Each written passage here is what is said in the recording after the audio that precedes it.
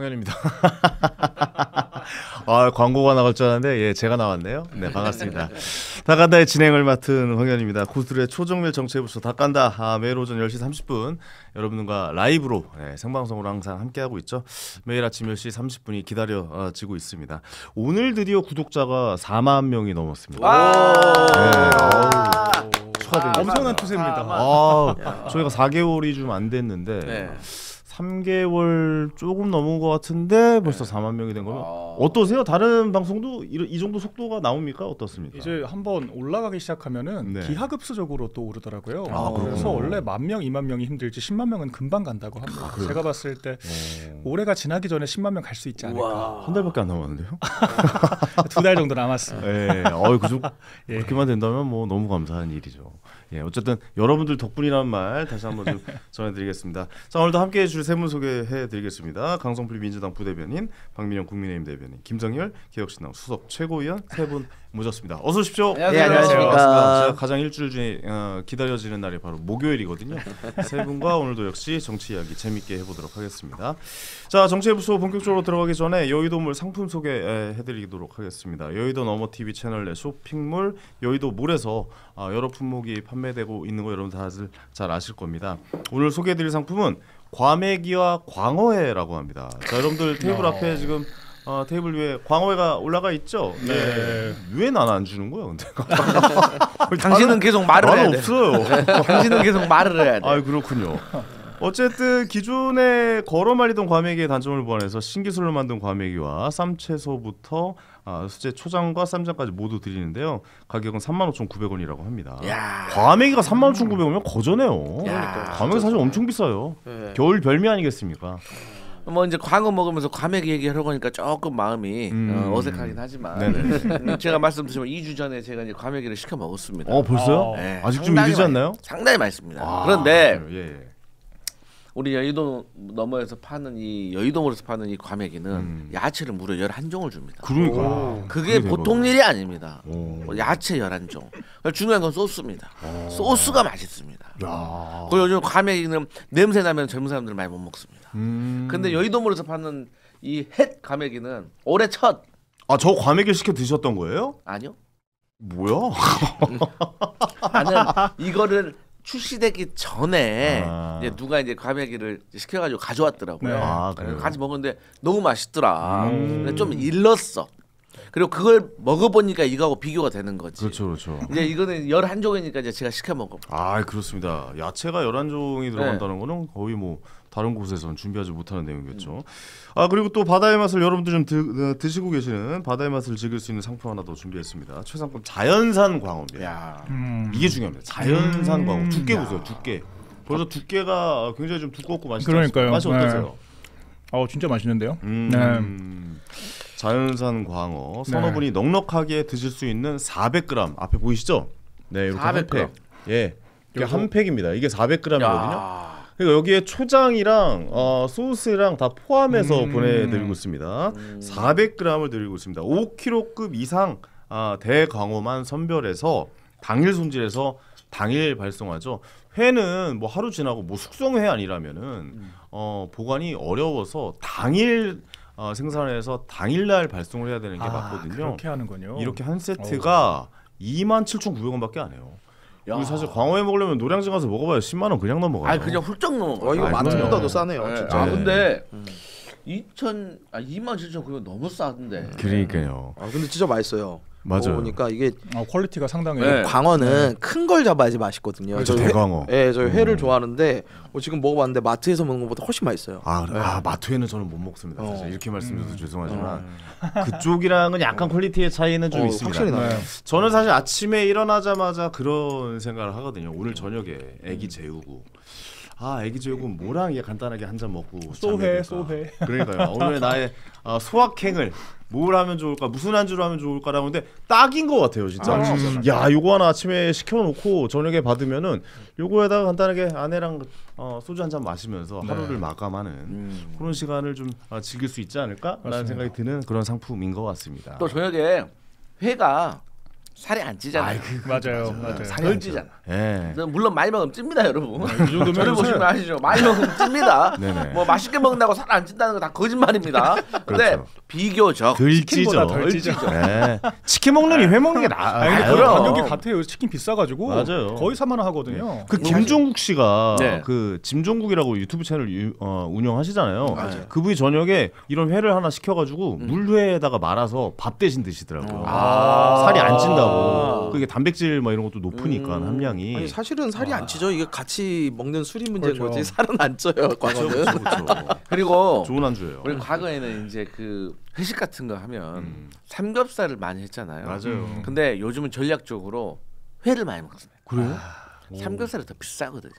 요즘에요? 그럼요. 회가 더 비싸죠. 그래도. 아유 아니에요. 직원 삼겹살 건강 차원인 줄 알았더니 그래요? 그게 아니라 삼겹살 요즘 뭐 기본적으로 다 16,000원씩은 합니다. 아. 네, 저 광화문에서 23,000원짜리 봤습니다. 근데 비싸구나. 그럼 대충 2만 원만 잡아도 어떻게 삼겹살을 둘이 있는데 1인분 먹겠습니까? 그렇죠. 3인분 먹잖아요. 최소한 2인분은 먹죠. 최소. 네. 그러면은 둘이서 3인분만 먹어도 6만 원이에요. 그런 거에 비하면 이거 그러네. 회 광어 회로 먹으면 배 터지겠네. 그러네. 근데 이걸 시켜서 드셔야 싼 거지. 어디 가서 먹으면은 네. 반찬 밑반찬 비싸죠. 많이 나오는 데 네, 가면 그렇죠. 한 15만 원 나와요. 아, 그것도 사실. 그럼요. 그렇잖아요. 거의 소고기 먹은 것처럼 나오죠. 맞아요. 와, 제대로 근데 진짜 먹으려고 맛있다. 네. 네. 어쨌든 이거 근데 여러분들 빨리 주문하셔야 되는 게 100세트 한정입니다. 아 그래요? 예, 100분밖에 이제 판매를 못 하는 거라 지금 바로 주문하셔야 가능하다라는 말씀. 왜냐하면 당일 도축해서 당일 발송이 되기 때문에 그 지점도 좀 생각해 주셨으면 좋겠습니다. 이거는 방송 중에 좀 주문을 해야 되겠다. 어우 좋습니다, 좋습니다. 진짜 그런 자세 맛있네요. 좋아요. 지금 주문하셔야 저녁 때 도착해서 맛있게 하루를 마감할 수 있다는 거 다시 한번 말씀드리겠습니다. 가격은 27,900원. 27,900원에 사실 뭔가 안주를 만든다는 게 거죠. 힘든 네. 일입니다. 많은 관심과 사랑 부탁드리겠고요. 인터넷 주문 힘드시거나 대량 주문 희망하시는 분들 전화 주문 이용하시면 되겠습니다. 여의도몰 전화번호 1551-5280 1551-5280이라고 합니다. 여러분들 많은 사랑과 관심 저에게 도움을 주신다면 저희가 더 좋은 퀄리티로 더 좋은 게스트분들 초대해서 정치 이야기를 재미있게 나눠보도록 하겠습니다. 여의도몰 많은 관심과 사랑 부탁드리겠습니다. 자, 본격적으로 이제 정치 이야기 해보도록 하겠습니다. 자, 첫 번째 이야기 이 이야기 안 할 수 없죠. 지금 오늘 이제 국감 마지막 날이잖아요. 정말 다사다난했던 국감 뭐 여러 가지 많이 생각나실 것 같은데 이번 국감에서 가장 생각나시는 건 박명 부대변인은 뭐 어떤 최민희죠, 최민희. 아니 아직까지도 여론조사가 쏟아지고 있더라고요. 최민희의 사퇴 언제 하냐. 지금 사퇴해야 한다가 보니까 거의 과반 내외인 것 같고 과방이니까. 과방이라 그런가 네. 과반이 넘나드는 것 과반이네요. 같고 반대 여론은 그렇게 크진 않더라고요. 그러니까 민주당 내에서도 심지어는 이재명 대통령을 지지하는 사람들조차도 최민희는 물러나는 것이 맞지 않을까 이런 이야기를 하고 있는 것 같은데 네. 좀 뻔뻔하게 어때요? 버티고 있습니다. 끝까지 버틸 것 같죠. 그러니까요. 그래서 근데 버틸수록 계속 또 이제 언급이 될 수밖에 없지 않겠습니까? 네. 결과적으로 본인이 도마에 오르는 길을 선택하겠다라고 하니까 저희 야당 입장에서는 계속 물고 늘어질 수밖에 없다 이런 말씀드리고 알겠습니다. 역시 나오지 않은 이 김현지 부속실장에 대한 의구심 점점 증폭되고 있지 않나 생각이 됩니다. 김현지 부속실장 이야기 해봐야죠. 강성필 부대변인. 네. 저번에 예전에 그 방송에서 네. 저한테 그러셨잖아요. 언제 뭐라고 내가 뭐 무조건 나온다고. 네, 무조건 나온다고. 그때 뭘 거셨던 것 같은데요. 번개가 아니라 저를 비하했어요. 저한테 뭐라고 했냐면 이런 정치 하수 같으니라고. 이 정치 하수 이거 잘 모른다 나한테. 한 달도 안 돼서 뽀록날. 누가 하수입니까 지금 강성필 부대변인 어떻게 이야기하실 겁니까? 안 나왔잖아요. 끝까지. 해명 듣겠습니다. 네, 한번 좀 얘기 들어볼게요. 일단 오늘 광어 참 맛있고요. 여러분들 오늘 저녁에 꼭 광어 시켜서 드시고 그다음에 내일은 뭐 유추에 따라 뭡니까 갑자기? 그거 이제 같이 소주도 딱 드시면은 네네. 정말 이 김현지로 쌓인 피로가 싹 풀립니다. 김현지를 안주거리로 해야 될 것 같습니다. 네. 뭐 이제 국민의힘에서는 좌지우지 김현지, 오지 않지 김현지 이렇게들 막 얘기를 하시는데 네네. 이러면 안 됩니다. 정치를 이렇게 정쟁으로 하지만 죄송합니다. 사과를 하시네요. 예. 왜냐면 참 사과 잘해요 보면. 나 같은 패널 어디 있어? 그러니까. 저는 잘못한 건 사과합니다. 인정하는군요. 네. 안 하는 이 무리들이 있어. 절대 안 하는 무리들. 왜 안 나온 거예요, 대체? 그러니까 안 나오는 걸로 마무리가 된 거죠. 아니 오늘이 마지막 날이니까 오늘 안 나오면 안 나오는 오늘 안 나오면 이제 나올 기회가 없는 것이고 이제 내년을 기약해야 되는 것이고 이제 내년에 올해 안 나오면 실장이라고 나오겠어요. 근데 이제 첫 번째로 어쨌든 고위 공직자는 국회에서 부르면 나와야 될 의무가 있습니다. 그런 차원에서 뭐 우상호 정무수석도 나와야 된다라고 이제 우리가 압력을 넣은 거예요. 계속해서 나와야 된다. 왜냐하면 국민의힘에서 나오라고 막 얘기하는 것보다 내부에서 나와야 된다라고 하는 것이 더 아프거든요. 부담이 되고. 그렇겠죠. 예, 그래서 이제 뭐 저 같은 미감 말직도 나와야 된다라고 말을 했는데 결국에는 참 이게 나오지 않는 이유가 이 정쟁의 결국은 하나거든요. 나와서 뭐 형식적인 답변이라도 해서 이 나오지 않는 것을 해소하는 것인가 아니면은 나와서 계속해서 이 공격을 받으면서 이 공격이 더 확산되는 것인가 두 가지의 문제인데 결국에는 아쉽지만 안 나온 거죠. 못 나왔다. 못 나왔다고? 네. 누가 막았어요? 누가 국회에서 막아서 합의가 거야? 안 됐다. 아 그래서 그거 내 말 정확했잖아요. 이거 나온다라고 대통령실에서 얘기했지만 국회에서 막아서 안 나올 것이다. 예. 정확하네. 국회에서 별로 오늘부터 막는 것 고수. 같지도 않던데. 오늘부터 고수. 국회에서 별로 김현지로 인해 고수 타이틀을 강성필 부대변인은 미워할 수가 없어요. 한현희 고수. 네, 이게 정치 아이 얘기를 티처. 이렇게 재밌게 해주니까 인정하잖아요. 또 그러니까요. 여당의 이 실드 치는 실력 저도 이제 배워야 될 것 같습니다. 조만간 정권 교체될 것 같은데. 이런 스킬은 배워야 됩니다. 정치인들이. 네, 김현지 실장이 안 남으로 인해서 우리가 확실히 알았죠. 실세가 누구인지. 그리고 성역이 만들어져 버렸어요. 그러니까요. 국회에 있어가지고 성역 없이 조사한다는 거 이제 있을 수가 없는 일이 돼버리고 말았죠. 저는 정말 이해가 안 가는 것은 뭐냐면요. 우상호 정무수석은 김현지 실장의 전화번호를 모르나요? 네? 아니 직접 전화해가지고 그렇게까지 얘기했으면 100% 나온다 얘기할 정도면 전화해서 김현지 실장 좀 나가봐야 되겠는데? 아니 본인이 더 선배시잖아요. 그렇게 얘기할 수 있는 거잖아요.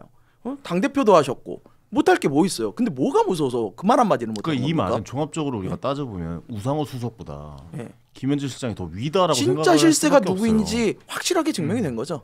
혹시나 또 사퇴하라고 전화 받을까봐 그래서 안 하시는지 모르겠으나 근데 저는 이거 굉장히 실망스러운 부분이고요. 이걸로 인해 가지고 앞으로 전례가 만들어질까봐 그게 제일 문제인 것 같습니다. 네, 우상호 정무수석이 그때 100% 출석한다라고 한 라디오 방송에서 얘기를 했었잖아요. 기억납니다. 그 다음부터는 방송에 안 나오고 계시죠?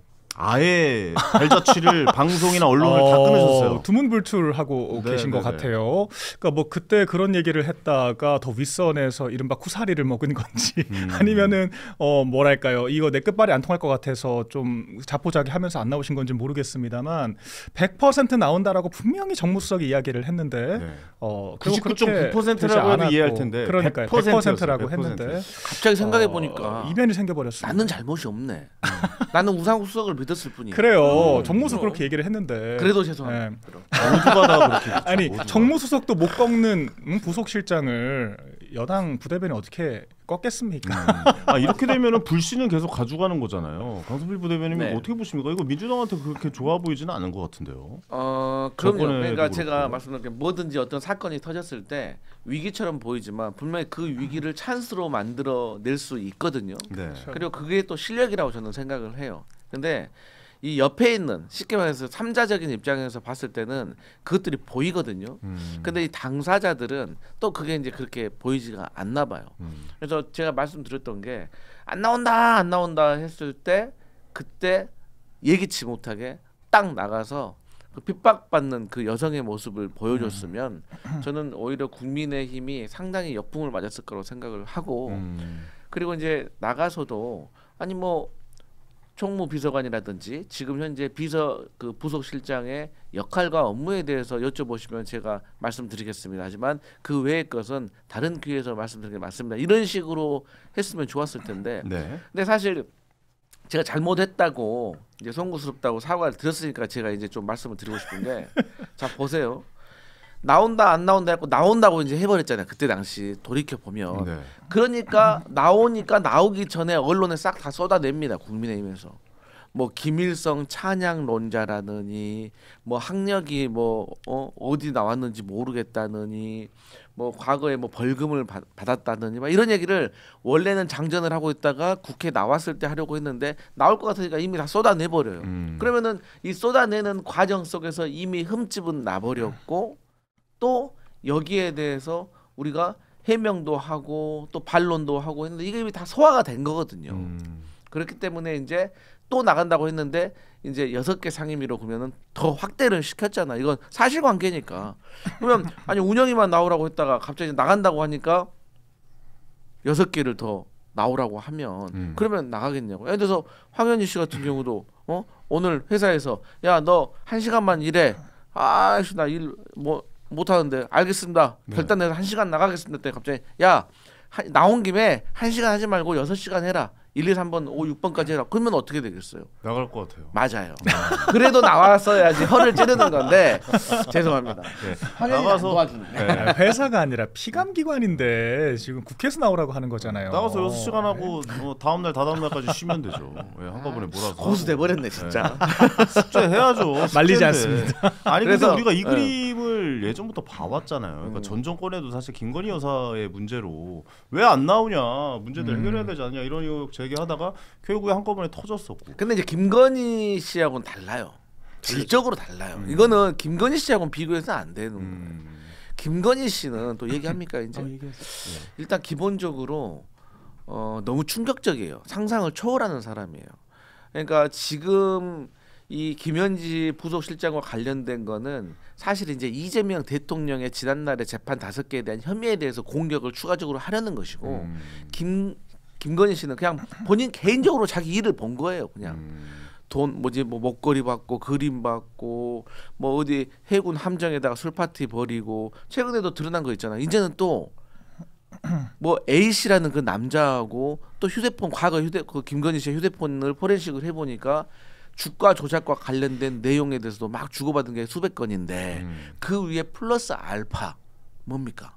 부적절한 관계가 의심된다는 거 아니에요. 박민현 대변인 얘기 좀 해보세요. 부적절한 관계에 대해서 어때요? 지금까지 특검이 의심된다라고 했던 것 중에 열의 9은 지금 입증도 안 되고 있기 때문에 뭐 언급할 필요 없다라고 생각을 하고요. 뭐 놀랍다라고 할 것도 없는 게 저는 왜 안 놀랍냐? 거기에 대해서 사과해야 되는 거 아니야? 나처럼 사과부터 좀 해야 되는 거 아니야? 잠깐만요. 주제가 잠깐 제가 얘기를 꺼내서 그쪽으로 이렇게 물타기를 한다고요?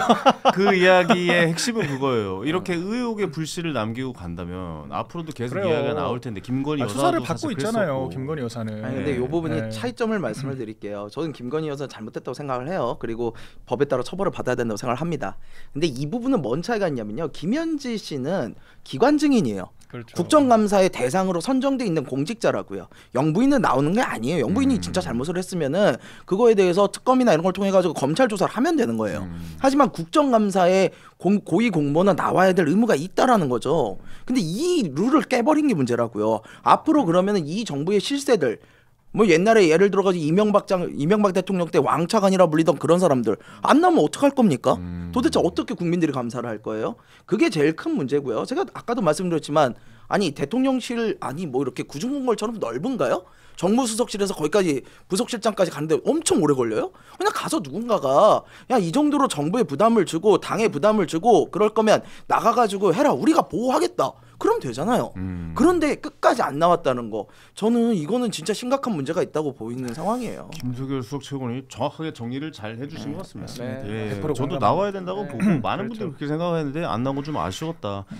국감은 이러면 앞으로 안 나와도 되는 곳인가? 라고 생각을 뭐 안 나갈래 뭐 나가기 싫은데 왜 나가? 그렇죠. 라고 해도 안 나가도 되는 곳인가? 라는 또 의문을 남기게 그렇죠. 오후에 바쁘니까 오전에만 나간다라고 막 땡깡 피우면서 사실 근데 이건 있어요. 이제 원래 그러니까 이런 말씀 드리기도 좀 궁색하지만 국민의힘도 제가 봤을 때 자꾸 부를 의지가 없었다는 게 사실 부를 의지가 없었다고요? 네. 저희 보세요. 의지 너무 강합니다. 이거 우리 김현재가 우리 아니, 저희가 주진우 국회에서 사모임까지 했는데 아니 우리 국회에서 일 오래 해봤거든요. 진짜. 있는 것 근데 이렇게 모르는 사람한테 대화가 안 되는 거야. 여기다 김성렬은 알 거야. 말 진짜 똑바로 진짜 공정하게 해야 돼. 사실대로 말해야 돼. 내 말이 틀리면 틀리다고 얘기하면 돼. 우리가 보통 합의를 할 때 있잖아요. 야 하루 종일 나와 그렇게 해요. 그러면은 야 어떻게 하루 종일 나가냐 못 나가 그러면 알았어 오전으로 정리하자 이런단 말이에요. 네네네.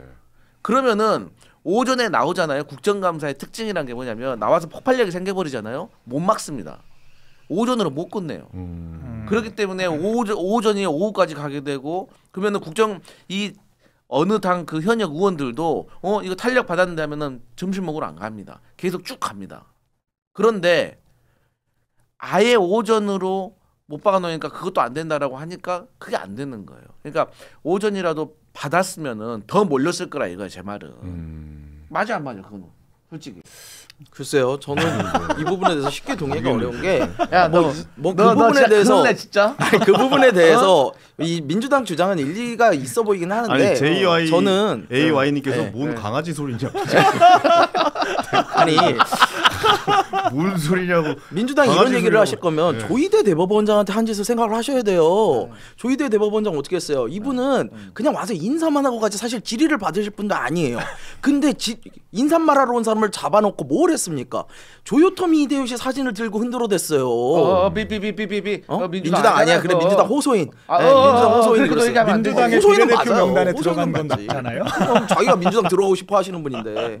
그러니까 그런 식의 일을 해놓고는 이런 식으로 얘기를 하시면은 아니 조희대하고 김현지하고 비교가 됩니까? 조희대는 3부 요인 중 한 명이에요. 근데 김현지는 이렇게 보호하면서 조희대는 그렇게 간다?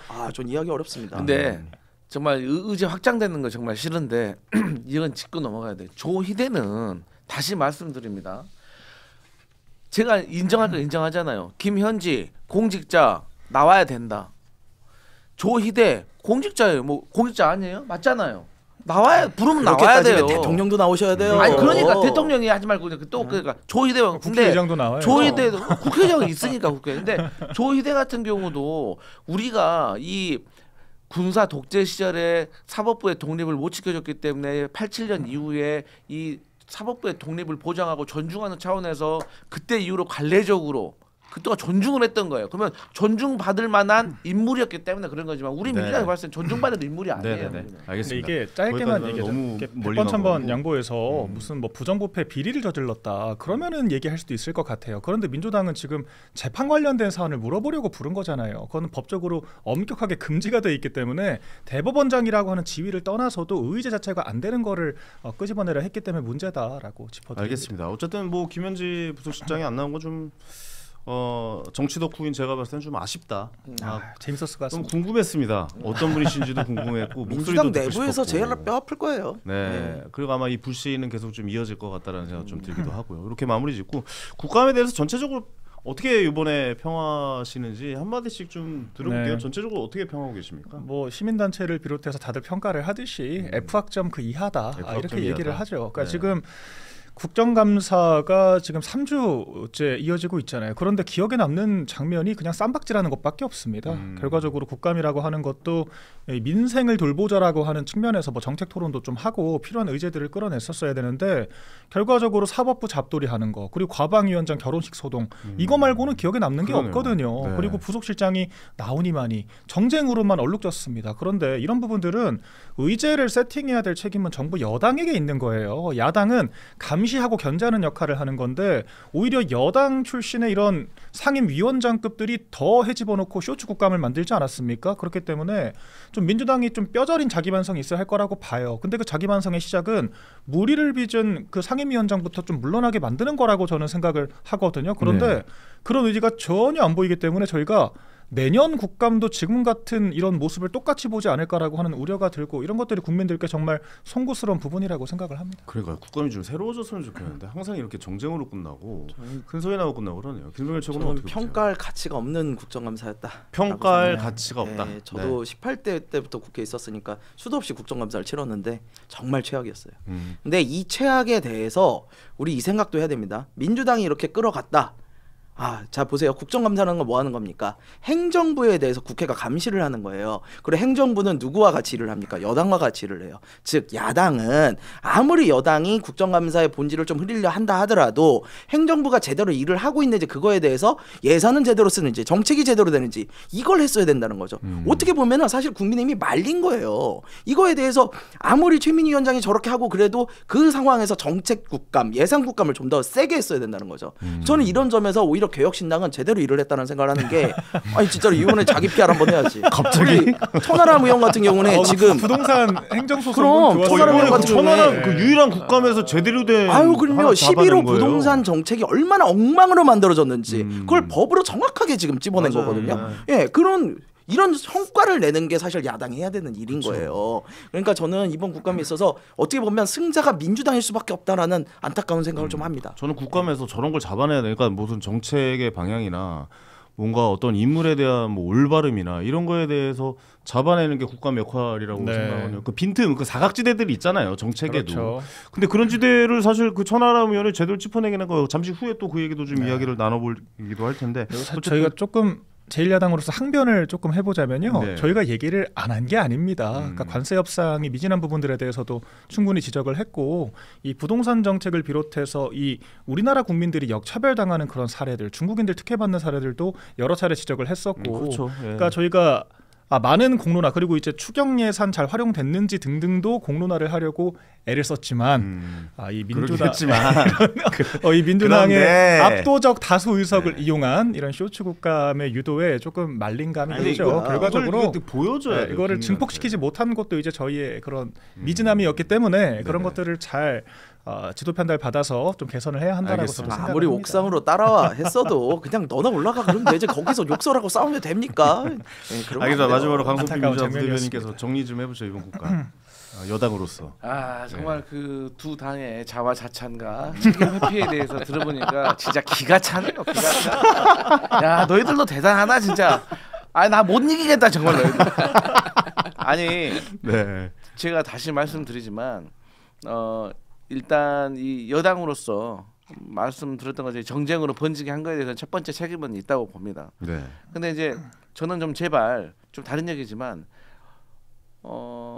책임을 좀 인정을 하면 단 한 번이라도 같이 인정을 하는 모습을 좀 보여줬으면 좋겠어요. 근데 저는 국민의 힘에게 그런 말을 들어본 적이 없어요. 우리 박민영 대변인도 앉아 계시지만 이 국민의힘 패널들은요 잘못을 인정을 한 번도 안 해요. 한 번도. 아시겠지만 저는 이 자리에서만 송구스럽다 사과드린다 말 많이 했습니다. 한 번은 인정을 안 해요. 왜냐? 예를 들어서 아니 지난날에 김건희와 관련돼 가지고 여당일 때 우리가 얼마나 의혹 제기하고 그런데 거의 대부분 사실로 드러났어요.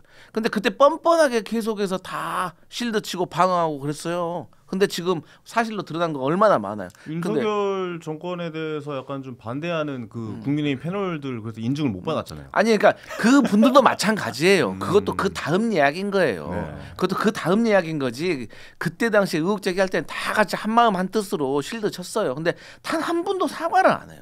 한 분도.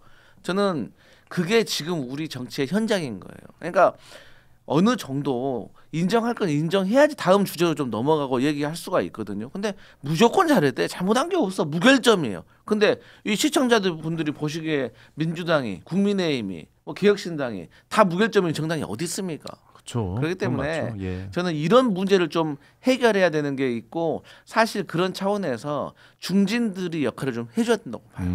그러니까 초선들은 아무것도 모르고 입 다물고 있을 수밖에 없는 세상이 됐지만 사실 이제 저는 이렇습니다. 초선 의원들이 걱정되는 게 우리가 보통의 정치 컨설팅을 할 때 초선 때는 딴 거 하지 말고 두 가지만 하라고 합니다. 뭡니까? 첫 번째 지역구 관리 잘하고 그 지역구 관리하는 게 나쁜 게 아니라 지역 주민들하고 소통 잘하고 지역 민원 해결 잘하고 두 번째 정책적으로 탄탄하게 역할을 해야 된다. 그러니까 3선 돼버리면 그때는 3선의 역할이 있기 때문에 중진의 역할이 있기 때문에 그건 정치예요. 중진의 역할은 목소리를 얘기를 해줘야 되는 거예요. 근데 지금 보면 초선들이 벌써부터 이제 정쟁만 배워가지고 저 어떻게 앞으로 정치라가 실력이 있을까? 나 진짜 걱정이에요. 그런데 이제 언론도 문제가 뭐냐면 법사위하고 과방위 빼놓고는 운영하고 취재를 안 해요. 물론 언론도 나름대로의 어떤 그 속성이 있겠지만 그러면 농해수위라든지 뭐 다른 상임위는 뭐 들어보셨어요? 다 나름대로 보좌 직원들이 8월달에 여름휴가 다녀와가지고 자료 요구해가지고 나름대로 준비 많이 했을 거라고요. 근데 이제 그런 것들 보도가 하나도 안 되잖아요. 그러니까 나중에는 그러면은 이거 다 서면 질의로만 넣거든요. 그러면 이제 준비가 부실해지는 거예요. 그래서 저는 첫 번째로 여당이 여당답지 못하게 좀 이렇게 김현지 실장 같은 경우도 나오게 해가지고 좀 할 건 하고 이렇게 우리 관례를 깨뜨리지 않고 그런 모습을 보였어야 되는데 그런 네. 거는 송구스럽고 과방위원장도 부족한 점 많습니다. 그러니까 저희가 지금까지는 국정감사니까 국정감사 도중에 상임위원장을 바꾼다는 것도 말이 안 돼요. 그렇기 때문에 이제 국정감사 끝났으니까 이제 사퇴합니까? 이제 바꾸면 돼. 사퇴해요? 사퇴를 한 게 아니라 본인이 해결을 해야 될 부분이 있어요. 절차이지. 그래서 그 부분에 있어서 본인이 해결을 합니까? 해야 되고 예. 못하면 예. 그때는 뭐 여론에 따라서 어떻게 항방을 정할 수가 있겠지만 지금은 이제 국정감사 끝났으니까 본인이 결자 해지를 할 시간입니다. 결자 해지에 네. 결자 해지하는 게 꼭 남았다. 그만두는 게 결자 해지가 아니라 본인이 저지른 일에 대해서는 본인이 해결을 해야 되는 거예요. 뭐 당대표가 대신해 줄 수 없잖아요. 어떻게 해결하라는 거예요? 이미 다 던진 말인데. 아니지. 네. 일단 첫 번째로 던진 말에 대해서도 자기가 잘못됐다고 한 게 있으면 사과하고. 조목조목 사과를 하는 것이고 또 결혼식과 관련해 가지고 이해충돌 소지가 있는 부분에 있어서는 돈을 돌려드리고 또 그분 사과하면 되는 거예요. 그리고 다음에 법적인 처벌이나 이런 법적인 것까지 처벌이 다- 있다면 그거는 향후에 또 법적인 거는 내 의지와 상관이 없이 진행되는 것이기 때문에 가는 것이고 그다음에 이제 MBC와의 이제 그런 갈등 문제 같은 경우는 또 MBC하고 얘기를 해가지고 어떤 네가 이거 잘했고 내가 이거 잘못했고 이거 정리를 해야죠. 네네. 그러니까 이런 과정 속에서 국민들이 아 그래도 최빈이라는 정치인이 조금 잘못을 했지만 네네. 풀어가려고 하는 게 있는구나 이거 판단하실 거예요. 알겠습니다. 그러니까 최민희 이야기는 그냥 뭐 여기까지만 하는 게 좋을 것 같아요. 난 지금 결혼식 가지고 이렇게 얘기하는 것도 정말 이해가 안 가고요. 너무 말이 안 되는 일들을 하셔가지고 근데 여기 댓글 제가 잘 안 보는데 댓글에 이 얘기겠더라고요. 강성필 대변인이 사과하는 게 무슨 의미가 있나 이런 이야기가 좀 있었어요. 제가 그 말을 하고 싶었습니다. 핵심이네. 핵심. 얼른 우리가 지도부는 형님이- 사과를 하지 않거든요. 사과하게끔 만들어 봐요. 그러면 가서 설득을 좀 해서. 아니 그거보다 형님이 네. 얼른 올라가셔가지고 저기 당의 지도부가 되셔가지고 진짜 어지러지하다 어지러지네 진짜. 자, 강성필 부대변인이 민주당의 이제 지도부급으로 올라가는 날 그날 사과하는지 안 하는지도 제가 좀 지켜보도록 할게요. 아유, 그때 왜 가면 대변인들을 사과를 시켜요? 잘못한 그러니까요. 사람들이 사과를 해야죠. 과연 그때 가면 사과할지 한번 오늘 지켜보도록 진짜 하겠습니다. 아니 오늘 때 딱 들어오니까 우리 사무총장님이 신발도 안 벗었는데 손을 내밀면서 뭐 말씀을 하시더라고요. 쉽게 너 오늘 힘들 거야. 야, 다 포석이 오늘 맛있는 광어 다 주고 이유가 있었네. 야, 다 먹었네.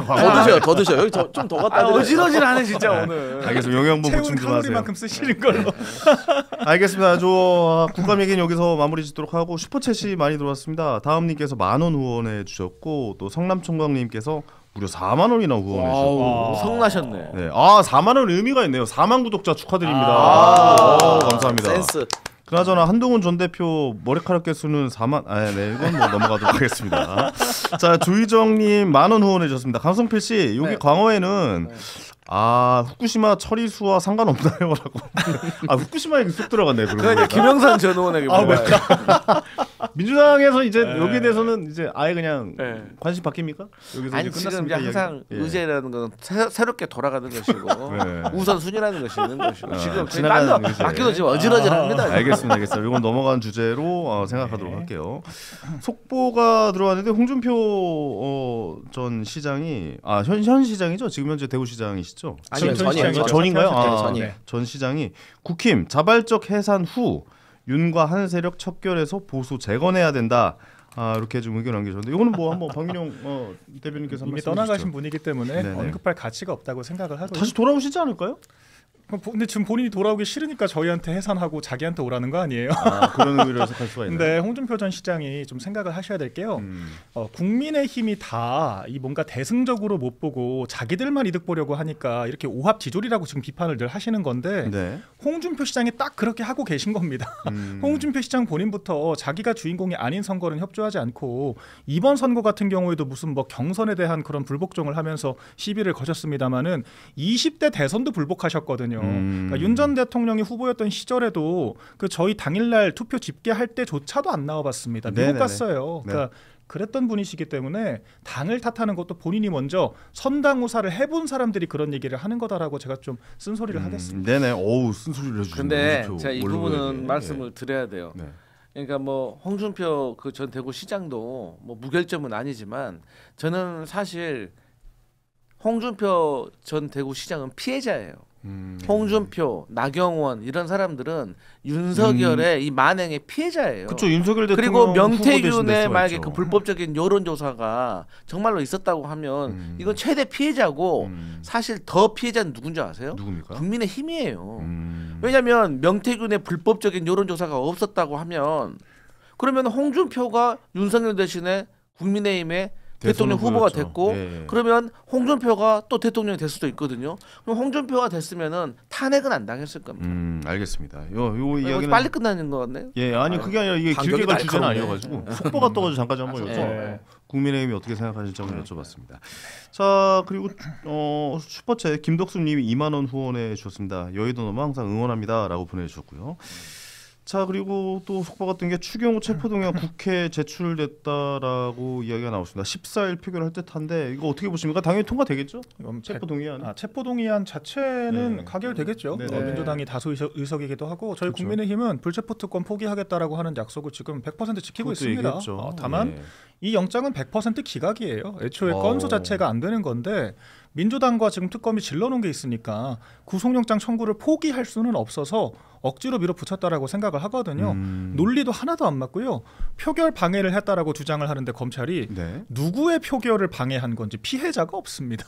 국민의힘의 107명 의원들은 자기들 피해자가 아니라고 공동성명까지 냈거든요. 그럼 누구를 특정을 해서 표결 방해를 당했다라고 하는 건가 굉장한 의구심이 들고요. 애초에 이건 저희가 원칙론으로 따지기 시작하면은 이 우리가 표결의 시간이라고 하는 거는 교섭단체 간에 합의를 하도록 되어 있습니다. 국회의장 주재로. 그래서 여야 간에 새벽 2시경에 계엄 해제 표결을 하기로 약속이 되어 있었는데 추경호 원내대표는 그 시간을 지키려고 한 거예요. 근데 한동훈 전 대표를 위시한 한동훈계가 무슨 시간을 지키냐 이 와중에 빨리 끝내라라고 해서 앞당겨가지고 표결을 한 겁니다. 그럼 엄밀한 의미에서의 그런 표결 방해를 받은 것은 시간을 엄수하지 않은 우원식 국회의장에 의해서 국민의힘 일부 의원들이 표결 방해를 받은 거죠. 그러니까 전 이런 거를 시비 걸고 싶은 게 아니라 워낙 그때 이제 일촉즉발의 상황이었으니까요. 급한 상황이니까요. 그렇죠. 거니까요. 그렇기 때문에 저희가 이런 얘기를 안 하지 않습니까? 근데 이제 표결 방해라고 하는 원칙론으로 돌아왔을 때는 이런 거를 그렇게 지칭을 할 수가 있는 거지.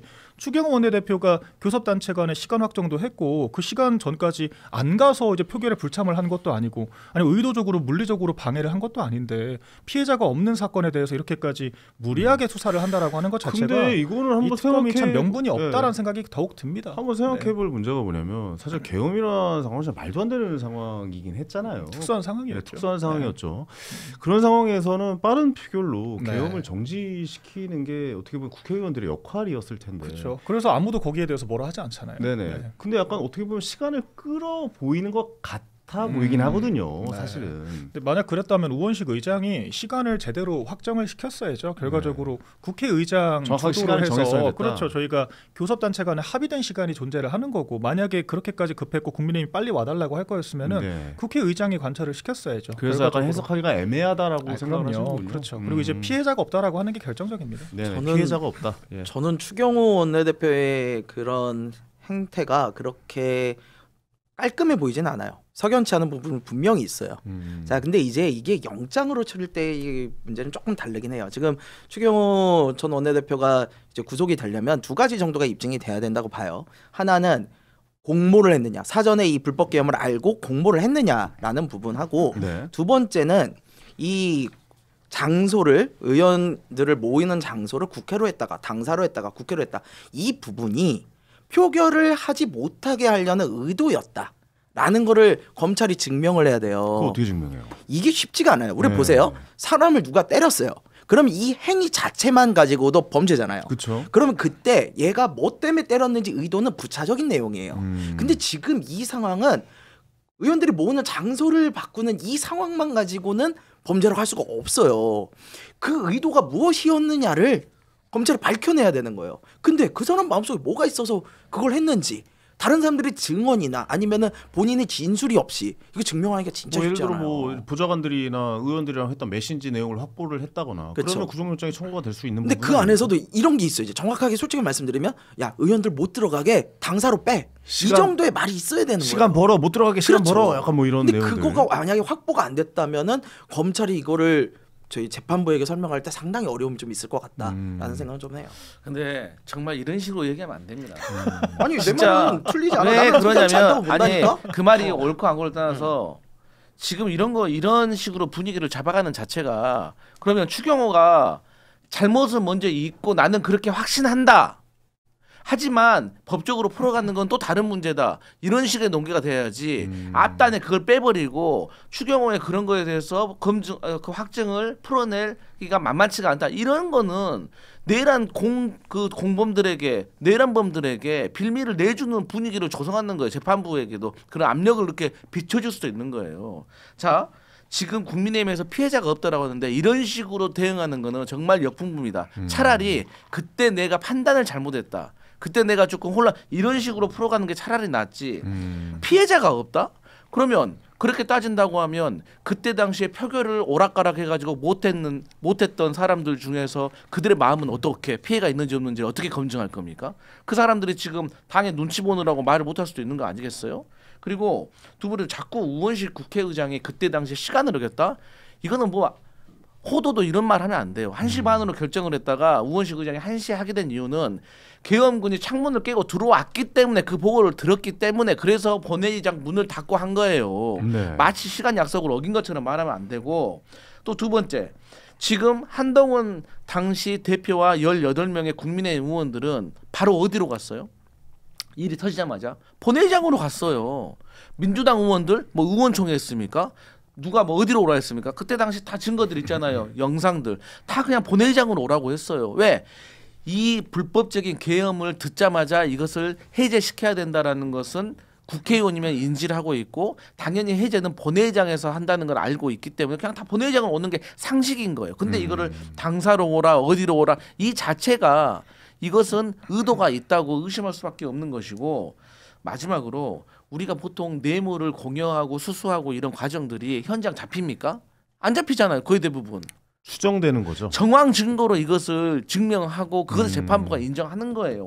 근데 무슨 추경호가 그때 당시에 그럴 의지가 있었냐 없었냐를 어떻게 밝히냐 이 자체는 내란에 저는 동조하는 거라고 봐요. 그렇기 때문에 증거가 없어도 기각이 되면 안 된다라고 이거는 제가 거군요. 반박을 좀 안 할 수가 없는 게요. 자 일단 저는 상황을 말씀드리고 가치 판단을 하지 않았어요.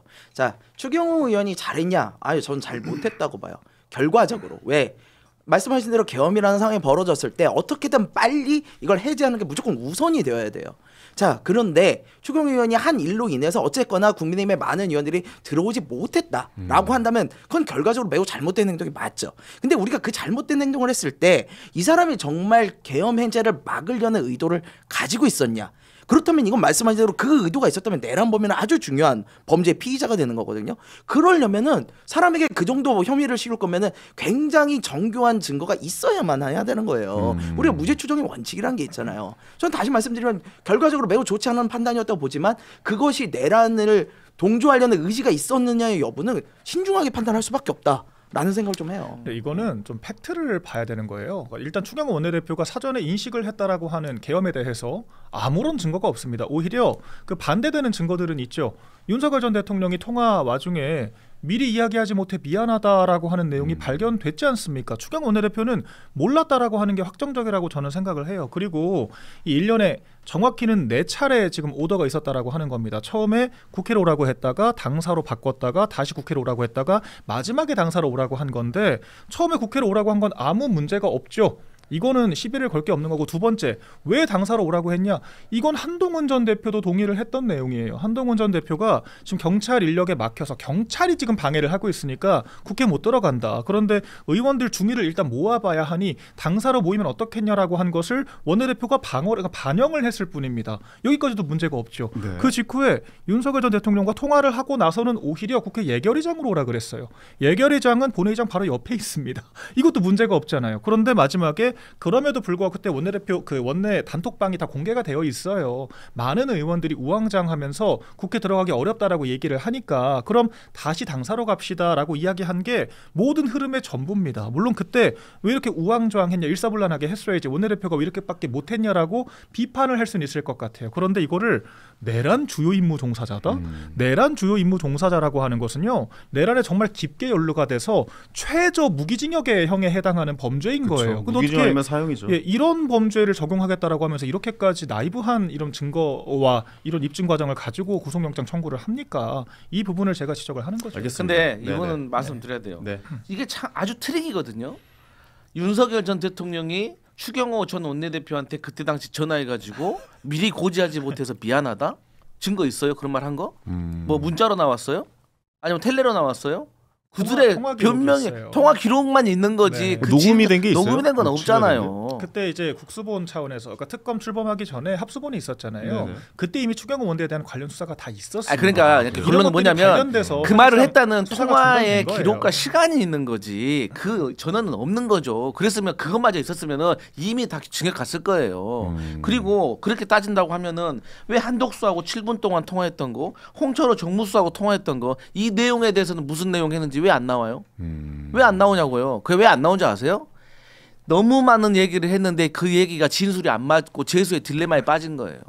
그래서 저는 물론 이것까지도 특검이 밝혀내야 될 일이긴 해요. 그런데 제 말은 기본적으로 이 사람들에 대한 접근 방식이 입장부터가 이거 증명하지 못해 이런 식으로 접근하는 분위기를 만들어서 안 된다는 거예요. 제 말은. 근데 증거가 명확하게 나와야 구속영장이 발부가 되는 거는 맞잖아요. 네. 그러니까 특검이 그건 증명을 해내야 되는 거고. 그러니까 특검이 특검의 존재 이유잖아요. 그게. 특검이 지금 언론에 흘리는 것보다 훨씬 더 정확한 명확한 증거가 있어야만 구속영장이. 그러니까 지금 상황, 그러니까 지금 보여지는 정황상만 보면은 제가 봤을 때 이건 기각이 맞아요. 근데 특검이 이렇게 하지 않고 뭔가 갑자기 이제 법원 자체에서 이제 법원에서 내미는 증거가 갑자기 나올 수 있잖아요. 네, 그럼 얘기가 또 달라질 수 있는데 그거 특검의 역할인데 그걸 못하면 특검이 능력이 없는 거죠. 그렇죠. 새로운 사실이 있을 수가 없는 게요. 이제 지금이야 한동훈계가 말을 바꿨지만 그 당시에는 수경 원내대표 엄청나게 비난했습니다. 잘 아실 거예요. 그러니까 계엄 직후에는 그 단톡방 누가 공개를 했겠습니까? 의원 단톡방. 그리고 저희 본회의장에서 이루어졌던 비공개 의원총회 내용까지 다 녹취록 형태로 다 돌아다녔습니다. 김상욱 같은 사람들이 다 언론에 폭로를 하고 다녔어요. 그렇게 해가지고 지금 다 체증이 된 게 지금 저희가 알고 있는 사실관계들입니다. 다른 말로 더 나올 게 없다라고 하는 거예요. 그런데 그때 그런 주장을 했던 한동훈계조차도 심지어 김재섭 의원도 본인이 얘기를 하잖아요. 나는 표결을 방해받은 적이 없다.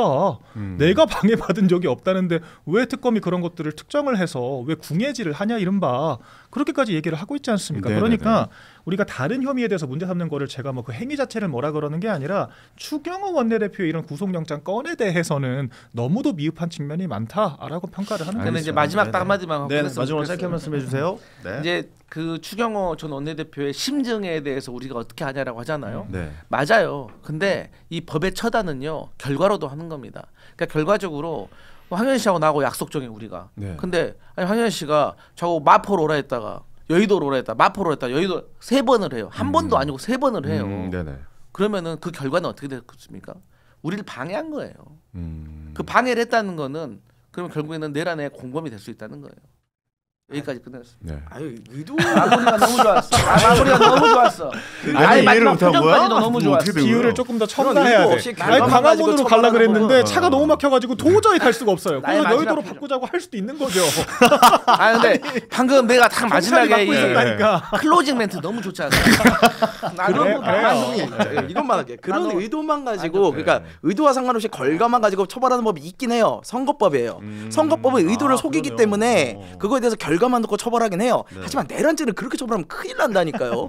아니 진짜 멀쩡한 사람 하나를 보낼 수도 있는 거예요. 이건 멀쩡해? 심각한 문제예요. 진짜 이 사람이 멀쩡한 게 아니고 그냥 우리의 어떻게 법체계라는 게 그래요. 피해자라고 100명의 도둑이 문제가 아니고 한 명의 무고한 사람을 안 만들어야 된다는 거거든요. 그 우리가 이재명 때 많이 했던 얘기인데. 그러니까 내가 그때 이재명 안 대통령에서 무죄 추정을 해주고 있잖아요. 알겠습니다. 파기환송이 돼도. 이거는 뭐 우리가 그 내란에 대해서 여기서 얘기해봤자 뭐 네. 나올 건 없는 것 같고 그러니까 네, 결국에 그래요. 특검이 증명을 해야 돼요. 지켜봅시다. 네. 그렇죠. 네. 아 이거 특검의 능력이죠. 특검 왜 합니까?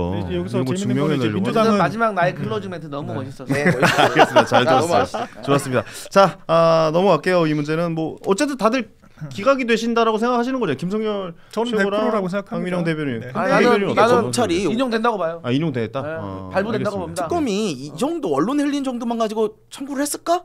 그러니까 그럼 뭐가 좀 있겠죠. 너무 실력이 없는 게 아닌가라는 네. 생각이 들기 때문에 실제 뭔가 더 그거예요. 낼 수도 있지 않을까? 저도 그 지점이 궁금해요. 예. 에이 설마 여기서 그러니까. 끝내가 특검이 뭔가 법정에서 뭔가 얘기를 할 수 있는 게 있겠죠. 네. 저번에 김건희 여사 때도 그런 게 나왔었잖아요. 이 예. 특검이 구속영장 있겠죠. 청구한 논리가 일부 보도가 되어 있습니다. 170여 페이지 정도라고 하는데 추경호 원내대표가 민주당의 입법 폭거를 비판한 내용들까지 다 이거 계엄 사전에 인지하고 있었던 거 아니냐라고 하는 증거를 그걸 제시를 했어요. 원내대표가 대야 비판을 한 걸 가지고 계엄에 동조한 증거라고 제시를 했을 정도로 굉장히 공색하다. 알겠습니다. 그래, 뭐 불법 계엄 그 선거 포고문하고 똑같네. 뭐 의대 증원 2,000명 넣어버리고. 그래. 예, 요 얘기 좀 해야 될 것 같아요. 부동산 얘기인데. 11호 부동산 대책이 뭐 법정으로 가는지 안 가는지가 이제 좀 가려질 것 같은데 도봉 강북은 왜 들어갔냐 뭐 이러면서 천하람 의원이 의혹을 제기했습니다.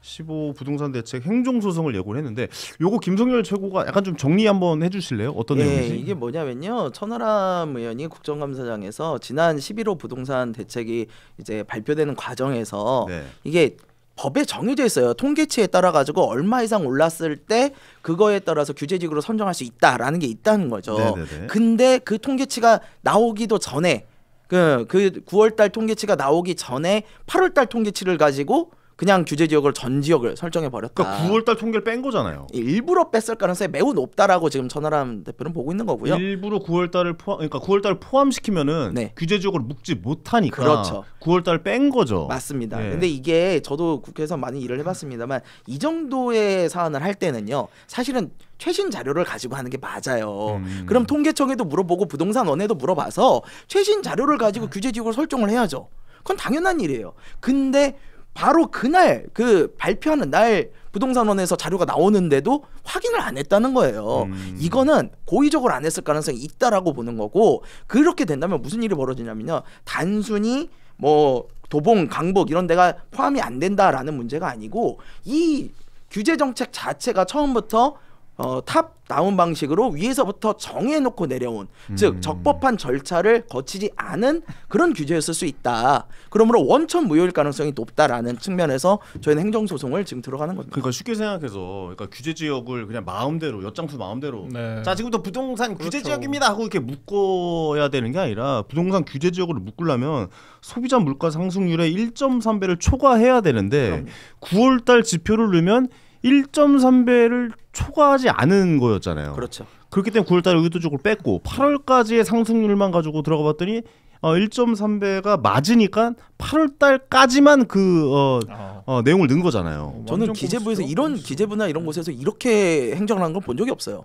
왜냐하면 항상 최신 자료를 받아서 하거든요. 이건 상식이에요. 근데 이 그 전달 거를 가지고 했다, 의도성이 충분히 보인다라는. 야, 이거 어떻게 찾아냈대? 규제라고 하는 게 국민의 기본권을 침해하는 거기 때문에 국민의 기본권 침해는 여러 구제 장치들이 있습니다. 이 제도권 공무원들은 우리 김성열 최고 잘 설명을 해주신 것처럼 그런 소송의 리스크를 비롯해서 어떠한 그 위험도 감수하고 싶지 않아 하는 분들이기 때문에 조금이라도 빌미를 줄 만한 행정을 하지 않아요. 근데 이렇게까지 졸속으로 하고 있다라고 하는 것은 지금 대통령실에서 일단 무조건 잡으라고 닥달을 하고 있다는 겁니다. 이거는 정권의 책임이 크다라고 저는 생각을 하고, 사실 이 11호 이 부동산 대책만 그런 것이 아니라 총체적으로 세 차례 발표된 이 부동산 정책들이 다 위헌성과 이건 행정소송 여지가 크다라고 저는 생각을 해요. 왜냐면은 627 대책도 지금 이제 잊혀졌을 뿐인 것이지 유예기간조차 없는 대출 규제를 했거든요. 정말 전례가 없는 그런 행정을 했습니다. 그것 때문에 가계약을 맺었다가 잔금 처리를 못해서 피해 보신 분들 굉장히 많거든요.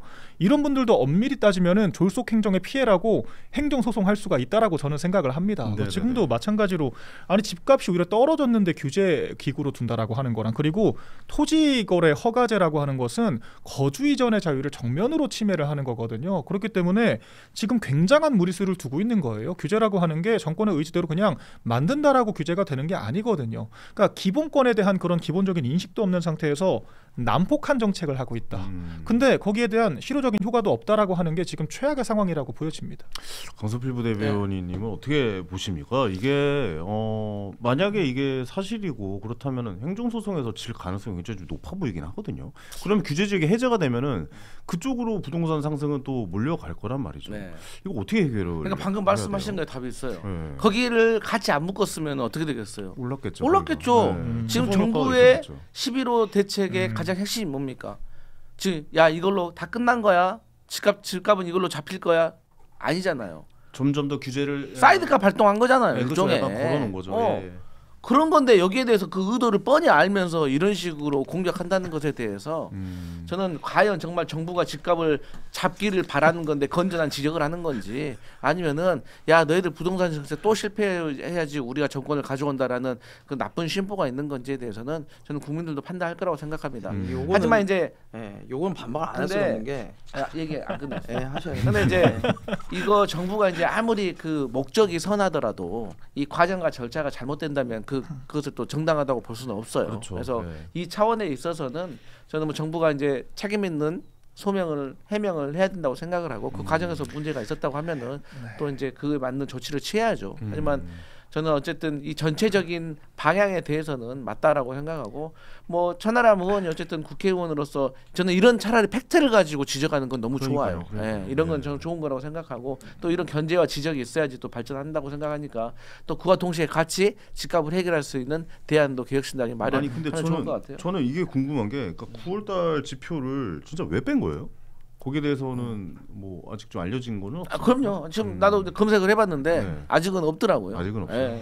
국토부 장관은 여기에 대해서는 뭐라고 얘기를 하고 있는 건가요? 지금? 아니 아직 정부 대책 제가 방금 검색해봤는데 거기 지금 주무 차관이 사퇴한 상태라서 일을 제대로 하고는 있나 모르겠습니다. 그리고 이게 그 의도와는 상관이 없어요. 왜 뺐느냐는 사실 중요하지 않아요. 법에 있어서는. 빠졌다는 게 문제인 거죠. 그렇죠. 그거를 충분히 최신 자료를 받아서 할 수 있었음에도 불구하고 그걸 안 했다는 거. 이건 심각한 문제인 거예요. 궁금해서 그래요. 그 의도를 어떻게 알겠어요? 안 맞으니까. 그 의도를 어떻게 알겠어? 추경호의 마음도 모르는. 특검 해야겠네. 지금 사실은 특검해야겠네. 어떻게 알아? 구속영장 청구해야겠네. 천하람 의원님이 국정감사에서 이런 얘기를 했어요. 국정감사장에서 이게 대통령실의 압박으로 인해 가지고 무리하게 추진하다 보니까 이렇게 이루어졌다는 제보가 있다라는 이야기를 했단 말이에요. 똑같은 얘기네. 그러니까 그런 것들이 있기 때문에 그런 거고 앞서서 제가 할 말을 이제 강성필 대변인이 저랑 방송을 많이 하다 보니까 이제 의도가 선해도 절차를 지키지 않으면 그건 민주주의가 아니다라는 이야기를 하려고 그랬는데 먼저 선수를 딱 쳐버리셔가지고 나 할 말이 없는데 한 마디만 보태면 뭐냐면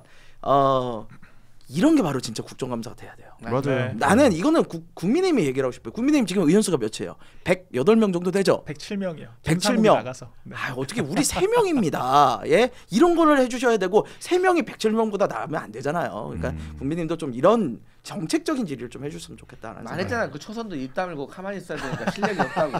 우리 셋 다 초선인데. 아니 국민의힘은 그런다니까.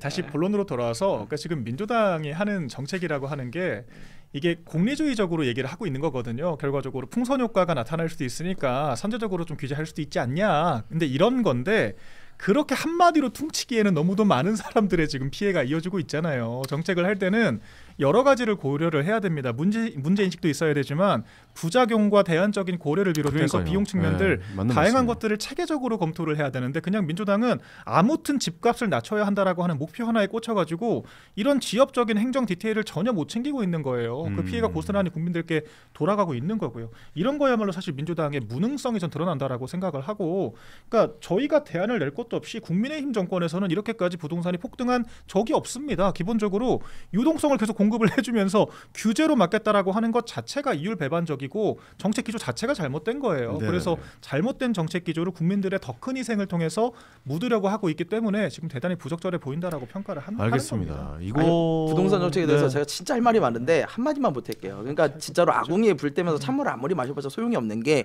이 규제 지금 효과가 전혀 없어요. 지금 어떤 일이 벌어지고 있냐면요. 매물은 다 잠겼어요. 전세값은 폭등하기 시작했고요. 이 규제에 해당하지 않는 오피스텔이 오르기 시작했단 말이에요. 아니 이런 식으로 다 빠져. 그 부동산 경매 시장이 지금 난리가 났어요. 경매는 또 실거주 의무도 안 들어가거든요. 실거주 의무도 안 들어가고 토지거래 허가도 안 들어가요. 그러니까요. 이 규제 빠져나가는 부분들이 난리가 나기 시작했다고요. 그러니까 이런 식의 동탄의 규제는 호가도 많이 올랐습니다.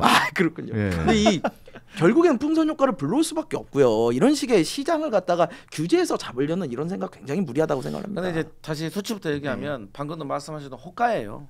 거래가 안 되는데 호가가 오르거나 내리면 무슨 의미가 있겠습니까? 근데 한 건만 터져도 상승률이 그럴 수도 있죠. 자, 근데 지금 지난 10월 15일부터 22일까지 그 부동산 거래량 서울의 거래량이 904건이에요. 그리고 전년 대비 똑같은 날짜에 보니까 2,339건이었어요. 네. 그러니까 3분의 2가 줄어든 거예요.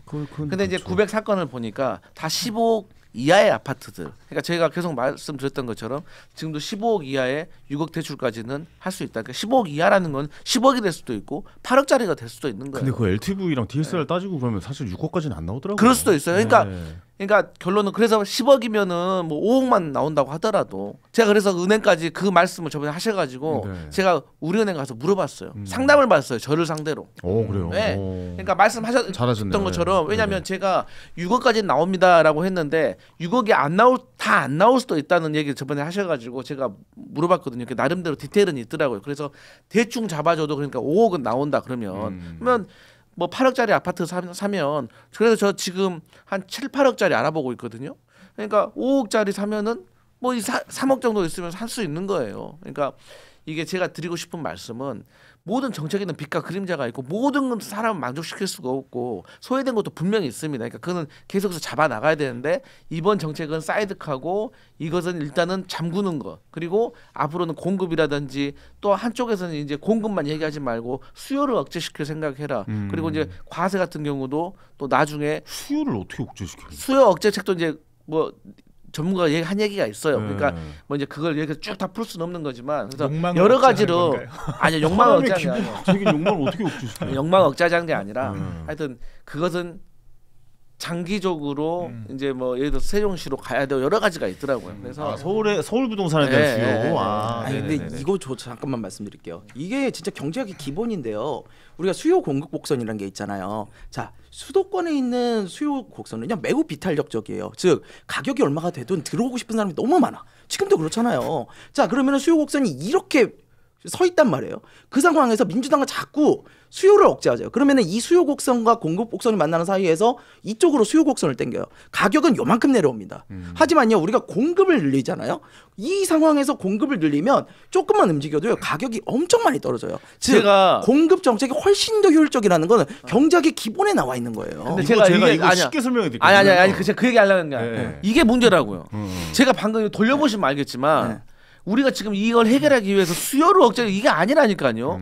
방금도 말했지만 공급도 중요하지만 수요 같이 종합적으로 판단해야 된다는데 마치 너희들 수요로 바꿨구나 해서 갑자기 수요가 이런다고 얘기를 해버린다니까요. 아니 근데 지금 규제 정책이 수요만 억제하고 있는 거잖아요. 공급이 근데 이제 공급 대책이 나오겠다라는 얘기잖아요. 나와야지. LH가 나와겠다. 그 공급 규제는 재건축 초과 환수 이익밖에 없어요. 그걸 폐지해야 돼요. 그럼 뭐 나옵니다. 지금 서리풀 담당 뭐 우면산 담당 만들겠다고 이제 김용범 정책실장이 뭐 필사적으로 주택 공급하겠다 뭐 이런 정책들이 나오니까 부동산 이야기 저희 많이 했잖아요. 저도 사실 부동산 엄청나게 관심 많고 저는 얘기 말씀드리잖아요. 본업이 투자자라고요.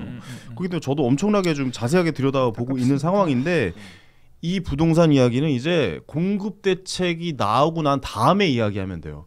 왜냐면 공급 대책이 어떻게 나올지 너무 궁금하거든요. 왜 자신 있게 지금 얘기하고 있고 좀 담당자들이 열심히 하고 있다니까. 그리고 강성필 부대변인님도 그렇게 계속 이야기를 하고 있잖아요. 뭐 수요에 대한 측면, 공급에 대한 측면까지 같이 생각하고 있다니까.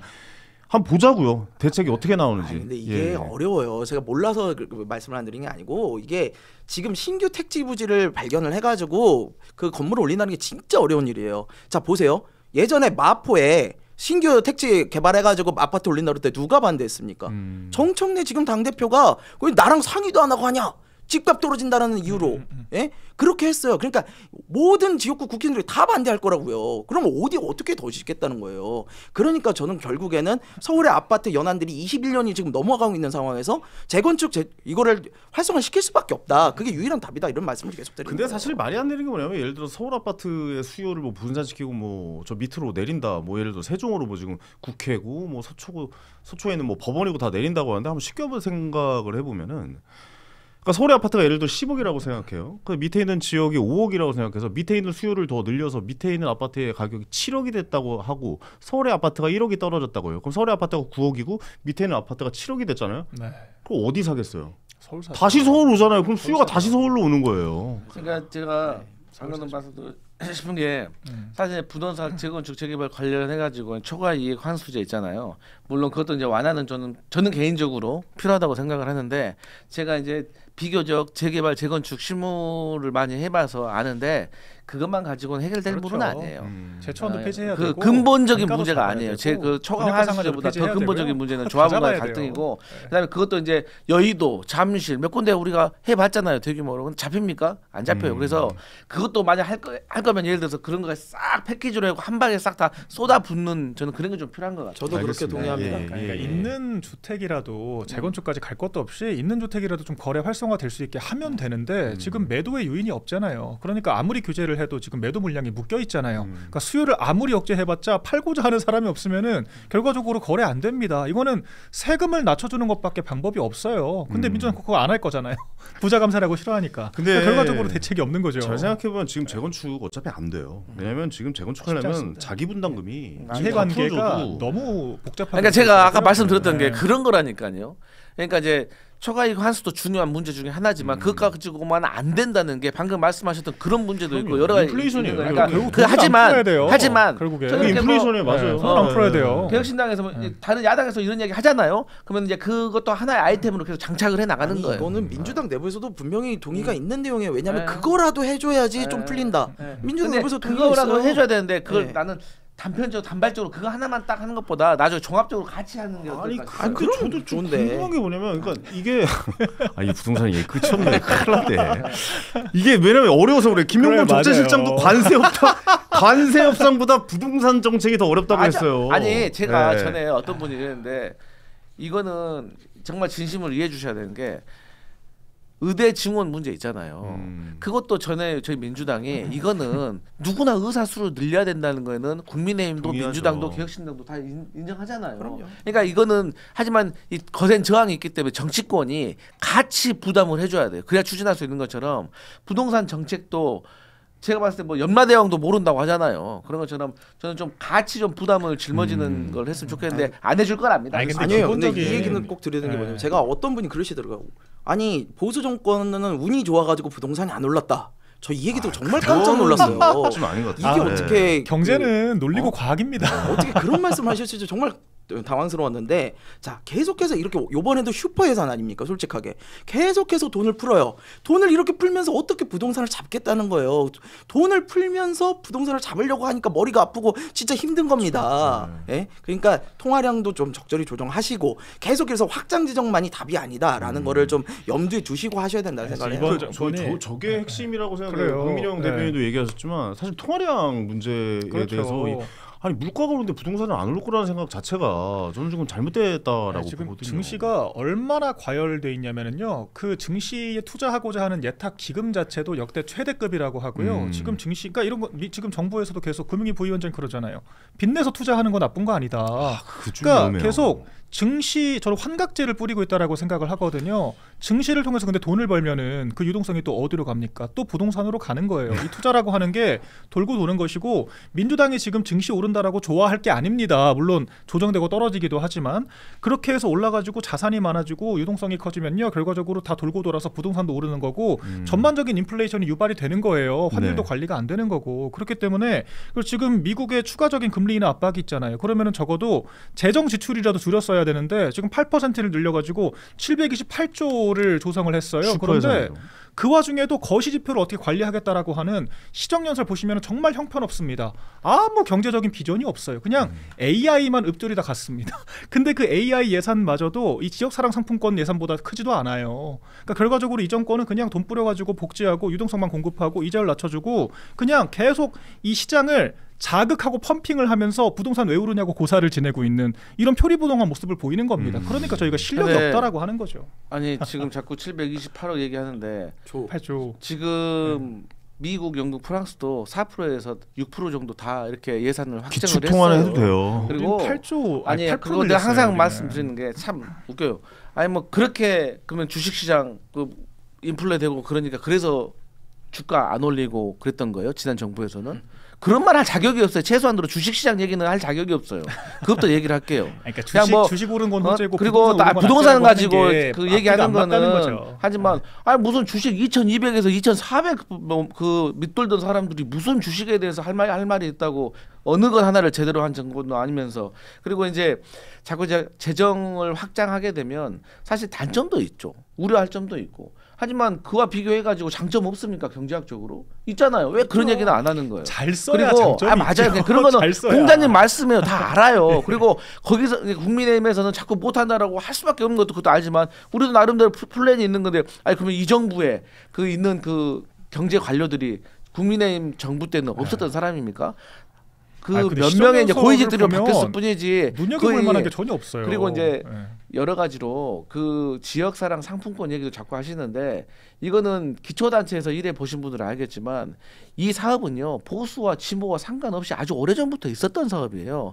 오히려 성남시 같은 경우는 윤석열 정부 때 그 국민의힘 소속이었을 겁니다. 그분이 지역사랑 상품권 예산 최대로 늘렸어요. 그러니까 그만큼 기초단체장들은 이 사업에 대해서 효용성을 느끼고 있는 거거든요. 이게 30억 미만의 지역 내 사업자들에게 같이 쓰는 거기 때문에 지역 내수 활성화한 거예요. 그래서 그거는 마치 민생회복 지원금 13조하고 똑같이 얘기를 하면 안 된다. 전혀 다른 사업이다라는 걸 말씀드리고 싶고 어쨌든 간에 제가 어디서부터 말을 해야 될지 모르는데 부동산 전체 때문에 뭐 하여튼 동아리까지 가고 동아리까지 뭐 내가 진짜 팔자에 없는 경제공부까지 한다. 너무 마지막 대출 받으러까지 가고 DSR TV 내가 제일 열심히 하시는 것 같아. 진짜 이거까지 안 나오다가 사과도 제일 많이 하시고 가서 봤대잖아요. 확장 재정 정책을 쓸 수 있어요. 예, 충분히 쓸 수 있어요. 근데 뭐가 있냐면은 마지노선이라는 게 있는 거예요. 우리 확장 재정 쓸 때 두 가지 마지노선이 있어요. 이게 EU가 옛날에 만들어질 때 이거 넘으면 우리 가입 안 시켜주겠다고 했던 거 있거든요. 그게 뭐냐면 GDP 대비해서 그 관리 재정 수지 적자가 3%를 넘어가면 안 돼요. 근데 우리 지금 3% 넘어가서 4%대로 가고 있어요. 적자가 한 해에 4% 이상 나오고 있다고요. 그리고 그다음에 뭐예요? GDP 대비 부채 비율이에요. GDP 대비 부채 비율이 60%를 넘어가면 안 돼요. 그렇죠. 그런데 지금 이미 53%가 넘어갔고 이 정권이 끝날 때쯤 60%가 넘어간다고 모든 기관들이 IMF를 비롯해서 모두가 그렇게 예측을 하고 있어요. 이런 부분들은 문제가 있다는 거죠. 확장 재정을 해도 정도껏 하셔야지. 근데 이제 이놈 IMF는 누구예요? IMF인지. 아니 제가 알기로 IMF가 23년 그 우리 GDP 대비 우리가 51전 7%로 알고 있거든요. 지금 부채가. 그게 이제 D1. 그리고 또 이제 예를 들어서 일본 같은 경우는 203%예요. 미국, 영국, 프랑스 다 100%대가 넘어요. 아, 네 이거는 알겠습니다. 여러분 집에 안 가실 거예요? 가야 되는데. 이거 얘기하면 한도 끝도 없고 근데 이거 자꾸 그 민주당 쪽에서 미국, 일본, 영국 이렇게 비교하는데 기축통화랑 비교하면 안 돼요. 이거는 가자면서. 프랑스도 기축통화국인데도 지금 난리가 났잖아요. 100% 거기도 지금 난리 났어요. 미국이랑 비교, 미국 그냥 찍어내고 채권 팔면 돼요. 그렇지. 아니, 미국 아니 그럼에도 불구하고 그 수치에 대해서 얘기를 하는 거죠. 어쨌든 차이 아무리 기축이지만 차이가 많이 나잖아요. 우리나라가 기축통화가 되지 않는 이상 이런 비교는 좀 어려울 것 같고 어쨌든 진보 정권의 약간 좀 리스크라고 하면 경제 이야기가 빠지지 않는 거는 확실한 것 같아요. 돈을 지금 거의 내전 상황 수준의 경제 위기 상황이에요. 지금 지표들을 보시면요. 성장률 1% 미만인데 물가 2.4% 오르고 지금 제조 건설업 다 역대급 지금 다 그거고 불황이고 환율 1,445원 넘었어요. 저는 1년 내내 평균 1,400원대 환율 정부 IMF 전에 없었던 일입니다. 갑시다. 알겠습니다. 총체적인 얘기하면 경제 얘기하면 범죄해야 돼요. 비상계엄 때문에 1,400원 넘었다던 이재명 대통령이 이건 입장이라도 밝혀줘야 되는 거예요. 지금 뭐 정권 알겠습니다. 잡았고 뭐 안정화됐다라고 하는데 이게 뭐가 안정화된 겁니까? 파일 열어요 그러면 이제. 우리 지금 박민영 대변인 경제학 전공이죠. 맞아요. 네, 경제학 전공이에요? 네, 저도 경영경제 같이 했는데 민주당에서도 경영경제 한 사람 좀 같이 와가지고 얘기 좀 했으면 좋겠어요. 경제 특집 이런 거. 그래. 재밌네요. 경제 특집 한번 하죠. 저도 뭐 빠지지 않고 잘 열띤 토론이 될 것 같습니다. 좋습니다. 알겠습니다. 자 슈퍼챗 보내주신 분 마지막으로 소개해드릴게요. 금구름님께서 5,000원 후원해 주셨습니다. 세 분께 묻습니다. 더불어민주당에는 민주가 없고 국민의힘 당에는 국민이 없다. 이 문구에 대해서 어떻게 생각하시나요? 자 동의하십니까? 네, 동의 안 하는 걸로 넘어가도록 하겠고요. 자 진똥깨님께서 5,000원 후원해 주셨고요. 성필이 형, 네 넘어가도록 하겠고요. VER님 3,000원 후원해 주셨습니다. 슈퍼챗 세로이님 10,000원 후원해 주셨고 이솜결님 20,000원 후원해 줬습니다. 너무 멋져요. 김성열 수석님 늘 응원합니다. 이렇게 또 보내주셨네요. 감사합니다. 네, 감사의 말씀 전해드리겠습니다. 자 오늘 내용이 알차네요. 오늘도 역시 재밌었고 여의도 너머 TV는 매일 10시 반에 생방송으로 또 만나니까요. 다음 주에도 또 찾아뵙도록 하겠습니다. 내일은 생방 있고 저는 이제 다음 주 수요일날 찾아뵙도록 하겠습니다. 오늘 열띤 토론해 주신 세 분께 다시 한번 감사의 말씀 전해드리도록 하겠습니다. 고맙습니다. 감사합니다. 감사합니다.